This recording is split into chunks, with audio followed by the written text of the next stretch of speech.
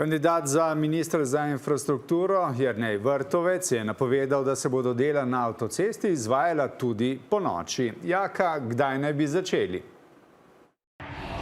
Ja, Vrtovec je pred matičnim odborom dejal, da v bistvu že imajo v rokah vse vzvode, da lahko to izvedejo, zastoje pa da razume kot eno osrednjih tem tega mandata. Prva dela ponoči naj bi se začela že ta konec tedna in sicer na odseku pri Postojni.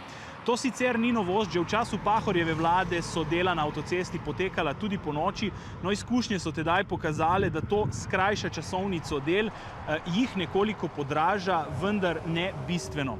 Tudi to je danes napovedal Vrtovec, kako hitro lahko izvajalec zaključi neka dela, bo dobilo na teži pri novih razpisih, ne bo torej več pomembno le najnižja cena. V Avstriji, na primer, delovišča primarno upravljajo glede na prometne tokove in ne na delovni čas gradbenih delavcev. V Italiji pa so ugotovili, da se nekatera dela po noči celo bolj izplačajo, saj so bolj varna in se jih lažje izvede takrat, ko je prometa bistveno manj.